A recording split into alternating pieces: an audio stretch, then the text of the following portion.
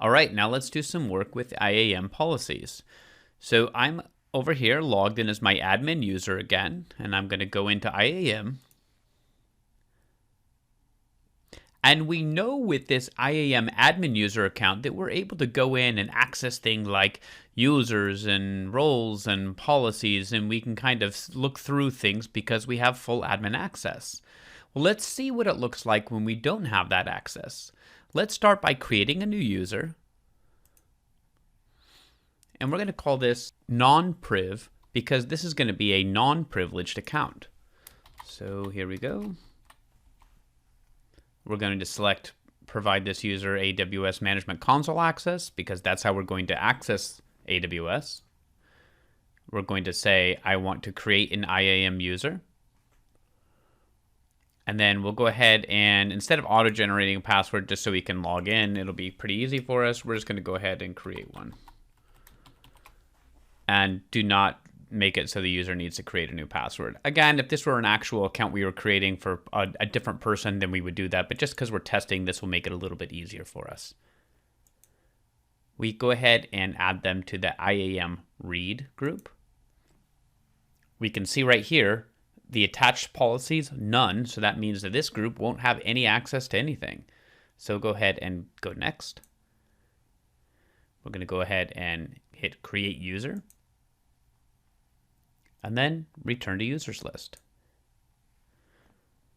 And we're going to go ahead and hit continue. Okay, and now so we can access both users at the same time, we're going to go ahead and open up a incognito window on Chrome.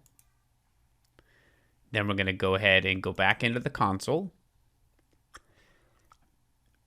You may need to select IAM user and then select your account again. This again is the alias that we set at the beginning of the course. So now we're going to go ahead and log in with that user's credentials that we just created.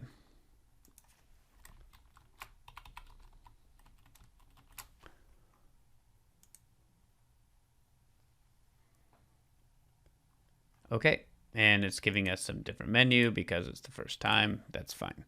So we're going to go ahead and go into IAM.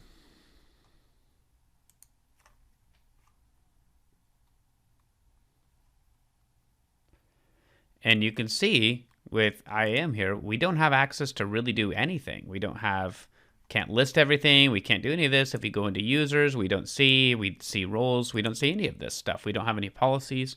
So let's go ahead and apply this user and give this user a policy so that way that it has some rights and then see how this looks. Okay, now back as the admin user. Again, we can see in the upper right-hand corner who we're logged in as. We're going to go ahead and go into the user groups. We're going to go into this IAM group that we know doesn't have any permissions right now, and it will load and tell us that there's no permissions. We're going to go ahead and click that. And then we're going to select permissions, and then we go to add permissions. We're going to go to attach policies. We're going to go to IAM read. And the first thing that should show up is IAM read only access. So now we click on that. We go to add permissions. And there we go. So now when we go into this group, we go into the user group again. We go into IAM read, and then we can see that there's the non-priv that's in there. And we have this permissions that is the IAM read only access permissions. And we look at this, we can actually see the JSON document. Right, so we can say these are the actions you're able to do, and we can see, look at this, we have IAM generate credential report, IAM get, IAM list, and we can see all this, and then we have the resource listed as everything right here. So this is great. We can actually read through and see what this document is doing, and we can see the exact access that we can get. And we can be really granular with this, where we can remove some of this if we wanted to, and it would change the access that this policy is granting. So let's go ahead and go back to our non-privileged user. And we're going to go ahead and refresh. And now it takes that warning message away, and now we can read only. So when we go into things like roles, when we go into things like the user groups, that's great. But if I wanted to, let's say, create a new user, let's see what happens. We're going to go ahead and just create a test. We're going to go to next. We're going to go just all of those same options here. We go to next. And we're going to go ahead and just put it in the admin group. Let's try it out. And there we go. We go to create user, and then look at this. User was not created. Is not authorized. Non-priv is not authorized to perform the IAM create user on resource here. There's no identity-based policy that allows the create user action. So if we wanted to create, we would have to have this IAM create user action, which if we go back to our privileged account, we can see that we do not have an IAM create user option in there. So if we did add that, then that would allow us to create the user.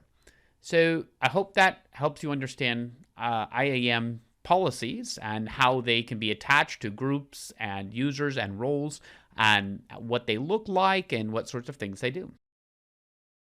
Great. Well, that wraps up the IAM Policies demonstration. Let's move on to multi-factor authentication.